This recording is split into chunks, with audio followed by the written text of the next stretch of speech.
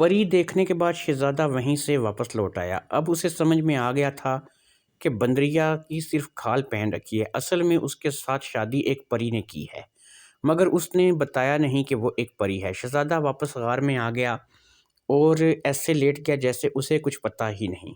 ادھر پری نے غسل کیا اور غسل کرنے کے بعد اپنی بندریا والی پہلی والی کھال پہن لی۔ کھال پہن کر وہ ایک دفعہ پھر بندریا بن گئی اور واپس گھر کی طرف چل پڑی۔ اس بات کا پتہ تھا کہ آج شہزادہ واپس آ جائے گا اور جب وہ گھر پہنچے گا پری کے بارے میں پتہ کرے گا تو گھر کے لوگ اسے بتائیں گے کہ تمہاری بیوی کوئی بندریا نہیں بلکہ ایک پری ہے۔ بندریا غار میں واپس آ گئی۔ اس نے دیکھا شہزادہ لیٹا ہوا ہے۔ اس نے شہزادے کو ہلایا جلایا تو شہزادہ اٹھ بیٹھا۔ وہ اس بات کی امید میں تھی کہ اپنی بھابھیوں اور بھائیوں سے شہزادہ سن کر آیا ہوگا کہ اس کی بیوی کوئی بندریا نہیں بلکہ ایک انسان کی طرح دکھنے والی مخلوق ہے، کیونکہ شہزادے کو گھر والوں نے اسے انسان ہی سمجھا تھا۔ پری نے اپنے پر چھپا رکھے تھے اس لیے سب نے اسے انسان سمجھا تھا، مگر پری نے دیکھا کہ شہزادے نے تو اس بارے میں کوئی بھی بات اسے نہیں کی ہے، اس لیے پری نے کہا اب بہت ہو چکا تھا۔ اس لیے پری بولی کیا تمہیں تمہارے گھر والوں نے میرے بارے میں سچ نہیں بتایا؟ شہزادے نے کہا انہوں نے بتایا لیکن میں نے یقین نہیں کیا۔ اب پری نے کہا انہوں نے تمہیں کیا بتایا؟ شہزادہ کہنے لگا انہوں نے مجھے یہ بتایا کہ تمہاری بیوی بہت خوبصورت ہے، ایک نوجوان لڑکی ہے۔ میں سمجھا وہ مجھے تنگ کر رہے ہیں، مجھ پر طنز کر رہے ہیں۔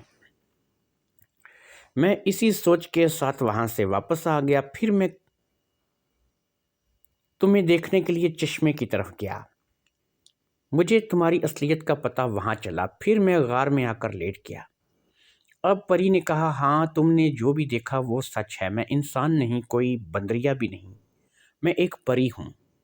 اب شہزادہ کہنے لگا جب میں بہت چھوٹا سا تھا تب سے میری ایک خواہش تھی کہ میں پرستان دیکھوں۔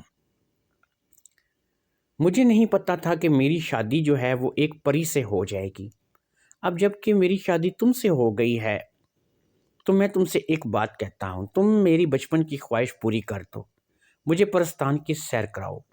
پری نے کہا تمہاری ہر بات سر آنکھوں پر، مگر میں مجبور ہوں، کوئی بھی پری کسی آدم ذات کو لے کر پرستان میں نہیں جا سکتی، اس لیے تم جو اور خواہش کرو گے، تم کچھ بھی مانگو گے وہ تمہارا پورا ہوگا۔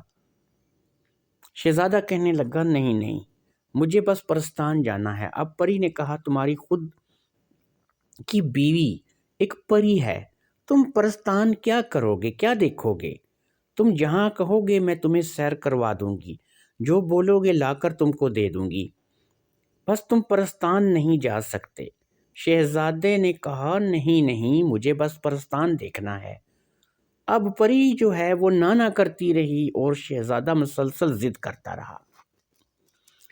پری نے شہزادے سے کہا دیکھو میں کسی صورت بھی تم کو پرستان لے کر نہیں جا سکتی، تم میری بات اگر نہیں مانتے تو پھر میں مجبور ہو جاؤں گی کہ میں تم کو چھوڑ کر یہاں سے چلی جاؤں۔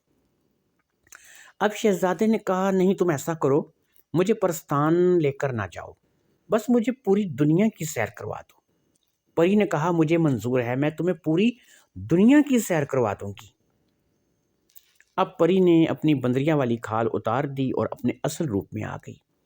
شہزادے نے پری کو دیکھتا تو دیکھتا رہ گیا، واقعی شہزادے نے آج تک اتنی حسین عورت نہیں دیکھی تھی۔ وہ اپنی قسمت پر رشک کرنے لگا، اس کی کوئی بھی بھابھی اس جیسی نہیں تھی۔ وہ بہت خوش تھا کہ اسے ایک پری ملی ہے۔ پری اسے اس غار سے باہر لے آئی، جنگل میں ایک کھلی جگہ پر لے گئی۔ یہاں پر جا کر پری نے اپنے پر کھول دیے۔ اس نے شہزادے سے کہا میرے کندھوں کے اوپر بیٹھ جاؤ۔ شہزادہ پری کے کندھوں کے اوپر بیٹھ گیا۔ پری نے اپنے پر پھیلائے اور ہوا میں پرواز کرنا شروع کر دیا۔ دیکھتے ہی دیکھتے پری بہت بلندی پر چلی گئی۔ شہزادہ بہت ہی حسین وادیوں کا نظارہ کرنے لگا، وہ بہت خوش تھا۔ ندیوں، پہاڑوں اور ویرانوں میں اڑنے لگا۔ شہزادہ اس بات سے بہت خوش تھا۔ اس نے پری سے کہا، دیکھو یہ سب کچھ تو مجھے بہت اچھا لگ رہا ہے جو تم مجھے دکھا رہی ہو، مگر میں اپنی خواہش سے مجبور ہوں، مجھے پرستان کی سیر کرنی ہے اور پرستان دیکھنا ہے۔ اب پری نے کہا، میں نے بہت کوشش کی کہ اس رشتے کو نبھا سکوں، چلا سکوں، مگر اب مجھے ایسا محسوس ہو رہا ہے کہ تمہارا اس کے علاوہ کوئی حال نہیں۔ میں بار بار کی بحث سے تنگ آ گئی ہوں، تم نہیں مان رہے۔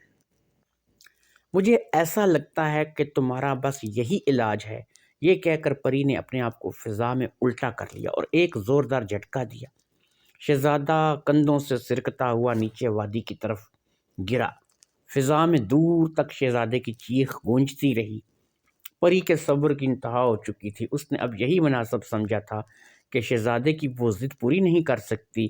اس کا ایک ہی حال تھا اور وہ تھا شہزادے کی موت۔